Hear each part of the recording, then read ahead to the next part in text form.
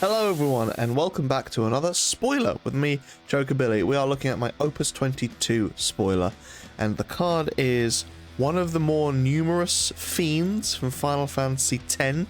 They often come in swarms and packs, and they're very annoying to deal with. They are piranhas.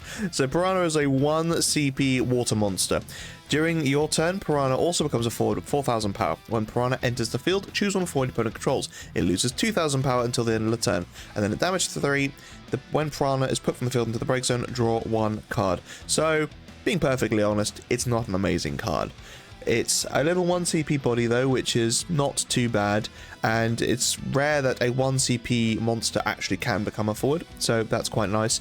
However, losing 2,000 power upon entry isn't incredible, so you can combo with a few things, but ultimately it's not really of any consequence. The damage 3 ability is quite nice though, because when Piranha is put from the field into the break zone, draw a card.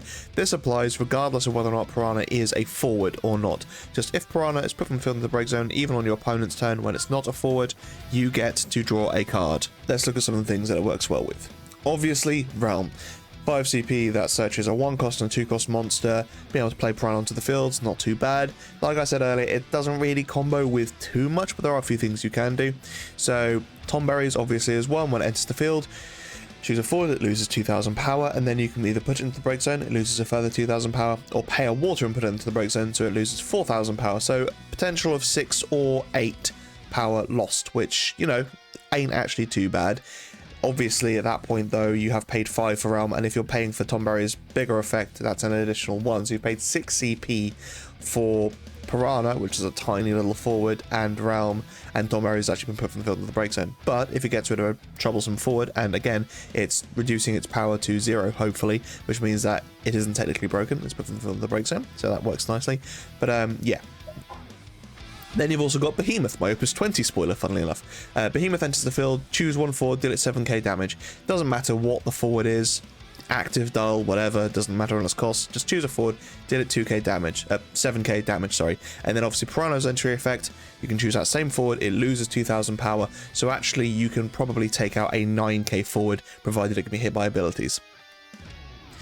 Next up is Mirror, so kind of hard to read the text, but put one monster into the break zone, play Mirror onto the field dull. You can only use ability during your turn and if Mirror is in the break zone. So obviously only your turn, but you can put Piranha from the field into the break zone, and at damage 3, that means you then get to draw a card off of that effect, and then Mirror also gets played onto the field as well. Again, capitalizing on Piranha's draw a card effect from when it breaks, you can put Piranha into the break zone, maybe 2 Piranha into the break zone, alongside, I don't know, Cleone, to play Kefka onto the field and break something, but for every Piranha, or whenever Piranha's put in the field and break zone, draw a card. So that's 2 Piranhas, 2 draws with Cleone, that'd be 3 draws, not too bad. Gau, use Gau, make Piranha a forward on your opponent's turn, and then block with it. If it dies, you still get to draw a card, but ultimately it becomes an AK, which with Gau is quite nice. Also, Piranha's a nice, cheap, small body, which means that ultimately it will work towards making Gau a lot cheaper as well, because Piranhas are really easy to play, and Gau will become even easier as well. And finally, Unit, because Piranha is a 10 character, so when Unit enters the field, choose one forward opponent controls.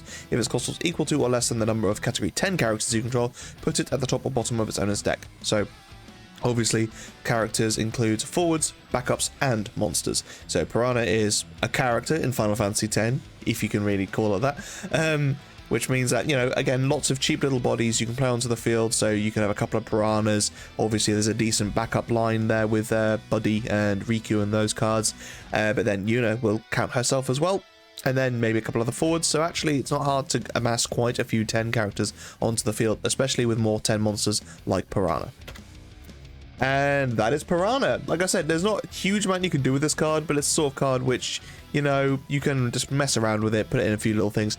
Not too bad in like a little cheap budget deck, not too bad for something like pre-release, but yeah, it's kind of hard to do lots with this, but hey, who knows, maybe there'll be more cards down the line, maybe there'll be more Piranha cards which search and play more Piranha cards. I would have liked to have seen that effect on this, because obviously when you fight Piranhas in Final Fantasy X, they're generally in packs of 2 or 3, so maybe there'll be a 2 CP or 3 CP Piranha card coming down the line which will search and play more Piranhas.